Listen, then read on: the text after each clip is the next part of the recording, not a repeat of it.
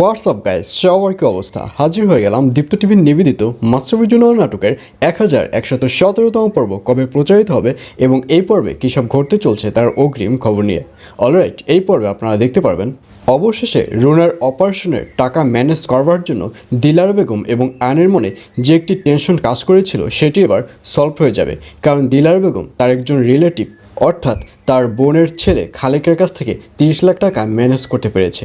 আর এই কথা শুনে আয়নও প্রতিশ্রুতি পাবে, কিন্তু এক পর্যায়ে খালেকের যখন ওই বাড়িতে টাকা নিয়ে আসার সময় হবে ঠিক তখনই খালেককে ওখানে আর আসতে দেখা যাবে না।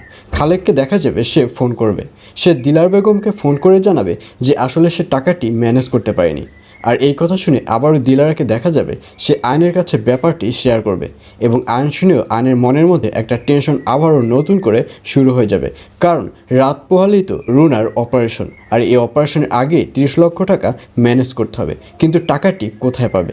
এবং এইসব নিয়ে যখন আয়ন টেনশন করবে ঠিক তখনই বুসরাকে দেখা যাবে সে 30 লক্ষ টাকা নিয়ে আয়নের সামনে হাজির হবে। আর অন্যদিকে মনিকে দেখা যাবে মনির খেলায় হেরে যাওয়ার ব্যাপারটি কেউই মেনে নিতে পারবে না। একাডেমির সিলেক্টর থেকে শুরু করে আয়ন পর্যন্ত যেই শুনবে না কেন তারই মনে হবে যে মনি আসলে এটি ইচ্ছে করেই হেরে গিয়েছে।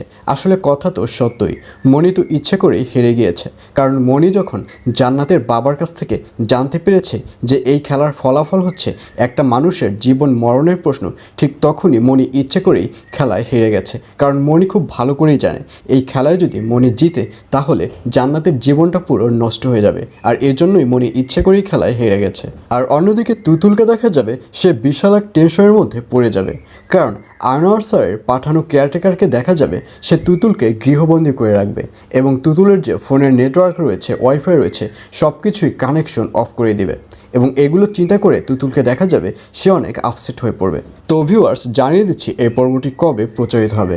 মাস্টারবিজু নাটকের 1117তম পর্ব প্রচারিত হবে আগামীকাল 24 তারিখ, অর্থাৎ 24 আগস্ট শনিবার রাত 9টার সময় শুধুমাত্র দীপ্ত টিভি ইউটিউব চ্যানেলে। সুতরাং সবাইকে সিরিয়ালটি দেখার আমন্ত্রণ রইল।